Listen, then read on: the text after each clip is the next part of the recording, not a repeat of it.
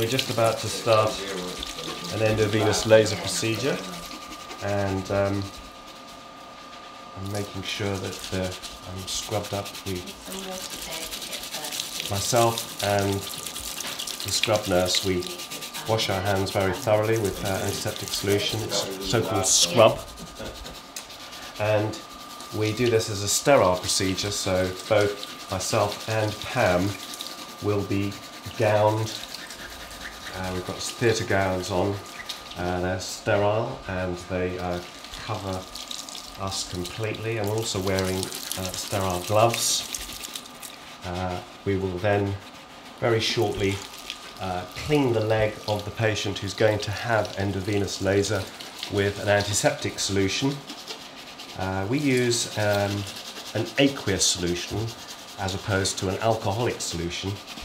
Two reasons. Firstly, it's more comfortable for the patient. We can warm the solution safely, so when we apply it to the leg, the patient isn't uncomfortable.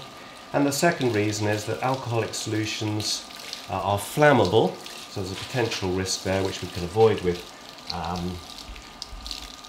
aqueous or water-based antiseptic solutions. And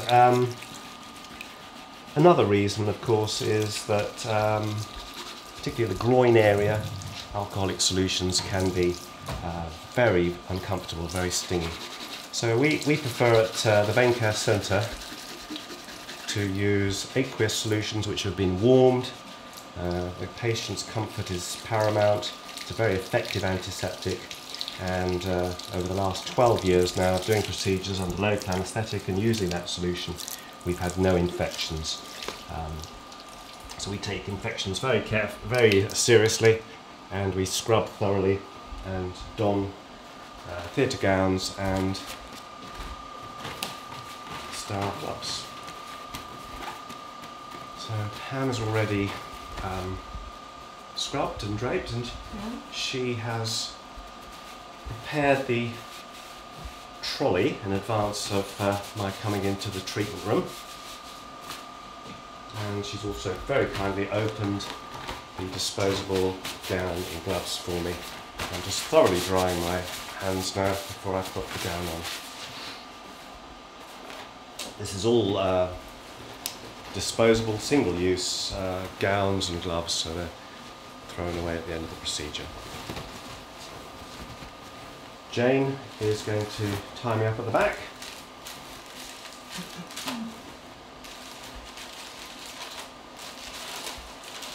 A lot of specialists don't feel that it's necessary to put a theatre gown on and gloves. We do. I have a surgical background, so I'm a vascular surgeon.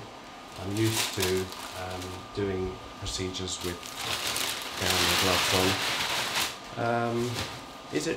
Is it necessary? There is debate, but I think every precaution that you can take to avoid infections is worth taking, even if it's perhaps a little excessive.